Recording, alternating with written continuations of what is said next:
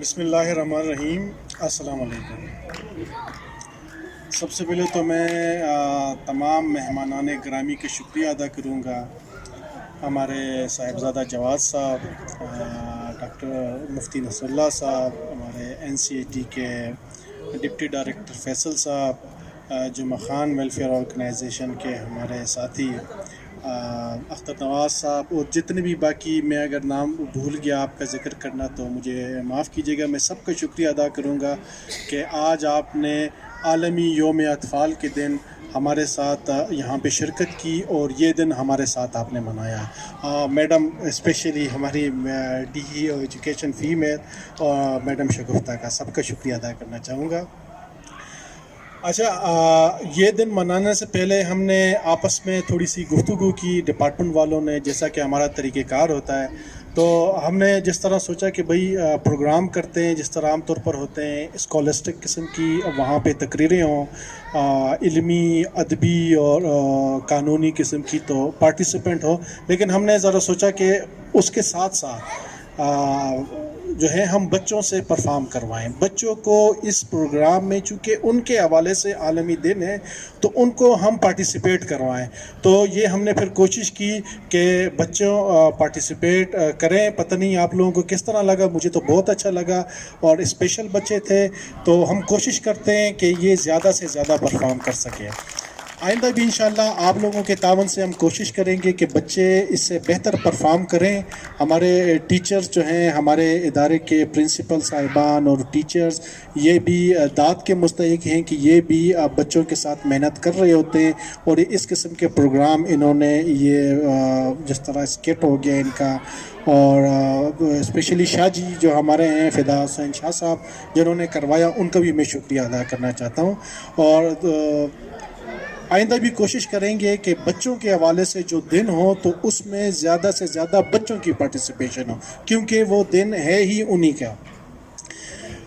اس کے علاوہ ایک بات میں، ہماری میڈم بیٹھی ہیں، ان سے کرنا چاہوں گا، چونکہ ہمارے ڈپارٹمنٹ کا نام جس طرح ہے social welfare special education and women empowerment department, ہماری میڈم اور DEO ایجوکیشن میل، ان سے بھی میں ملاقات کروں گا۔ ساتھ میں ہمارے سماجی شخصیات ہیں، ان کی توجہ بھی میں ایک پوائنٹ پہ دلانا چاہتا ہوں، ایک جو ہم نے نوٹ کیا ہے، آبزرو کیا ہے، وہ یہ میڈم کہ دیکھیں، ہمارا ادارہ تو یہاں پر ہے اسپیشل ایجوکیشن، مطلب ہم تو صرف انہی کو کرتے ہیں، لیکن آپ کو پتہ ہوگا، سب کو پتہ ہے کہ ضلع کے طول و عرض میں جو پھیلے ہوئے اسکولز ہیں، ان میں بھی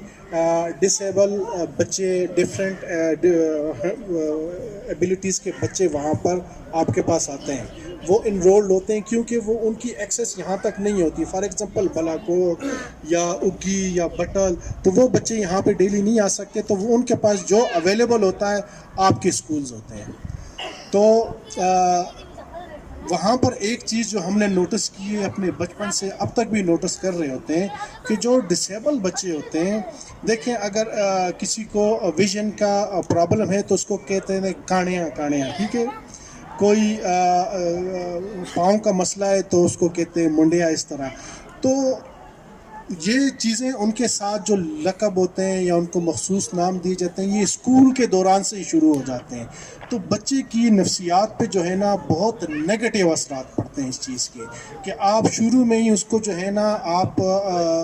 ڈکلیئر کر دیتے ہیں، ایک مطلب اس کے ذہن میں بٹھا دیتے ہیں کہ بھئی تم تو یہ ہو، تم کسی کام کے نہیں ہو۔